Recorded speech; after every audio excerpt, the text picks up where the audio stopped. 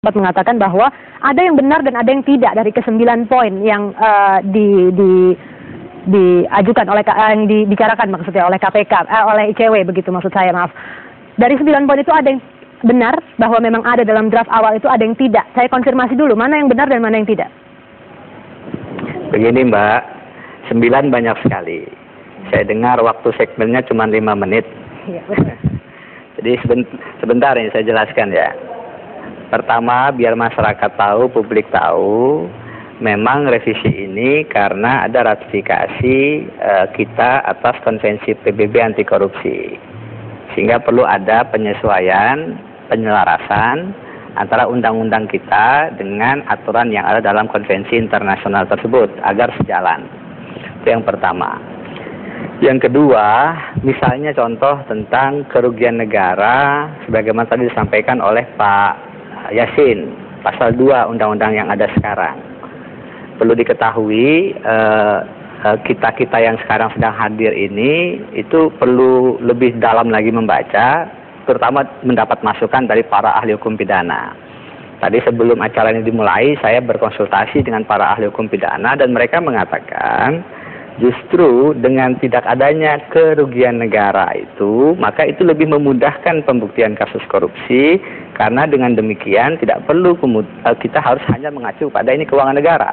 Bisa saja ini keuangan swasta. Contoh, kalau ada suap menyuap dalam kongres suatu partai yang digunakan adalah uang pribadi, maka bisa saja itu kemudian dijerat dengan kasus korupsi misalnya, walaupun tentu ada perdebatan detailnya di situ.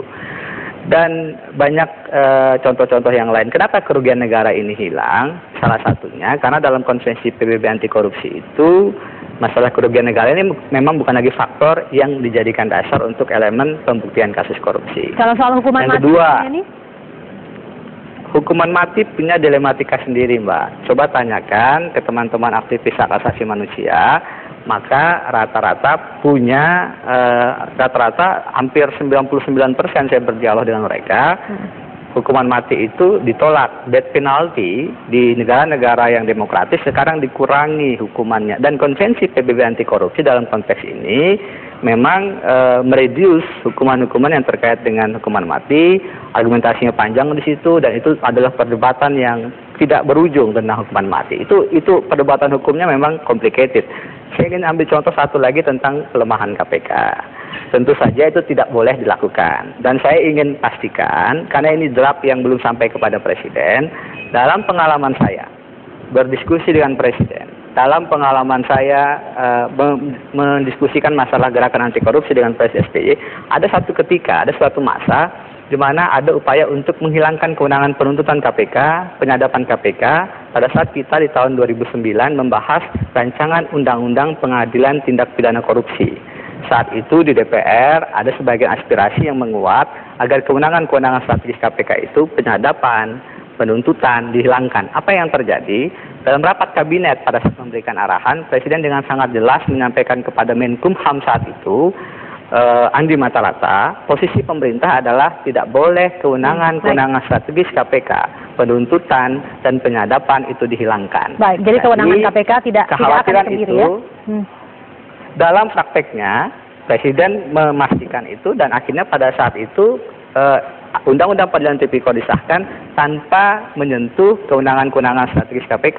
Tentu ada sebagian kelompok yang merasa terganggu dengan kinerja KPK. Tapi Presiden dengan sangat jelas memberikan arahan, dan arahan itu menjadi standing position pemerintah, menjadi titik pijak pemerintah, bahwa kewenangan KPK yang strategis tidak boleh dihilangkan. Baik, kalau rancangan undang-undang anti korupsi sekarang yang diajukan, yang akan dibahas ini pun mempunyai indikasi itu, tentu akan kita revisi.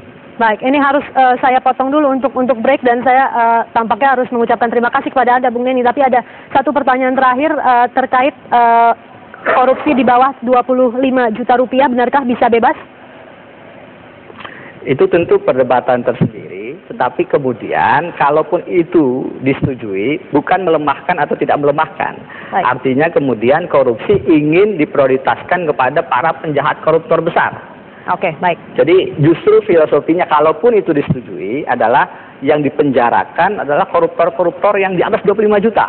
Sedangkan koruptor-koruptor kecil yang mungkin karena kesalahan administrasi, koruptor yang tidak betul-betul kemudian menyengsarakan dalam artian angkanya 25 juta, kalau dia bisa mengembalikan uangnya, yang penting bisa dikembalikan. Baik, tuntutan terima korupsinya kasih. dihilangkan. Betul. Tetapi kemudian fokusnya, inti masalahnya adalah Bung Denny harus saya potong, mohon maaf. fokuskan diri pada kasus korupsi Baik. yang besar. Oke, Bung Denny. 1 miliar dan seterusnya. Bung Denny, terima kasih untuk waktu Anda di Metro hari ini. Selamat malam dan pemirsa, nanti Metro hari ini akan kembali dengan dialog ini dan nanti akan bergabung bersama kami Profesor J.E. Saetapi, ahli hukum pidana. Tetaplah bersama kami. Yanto, MM 10.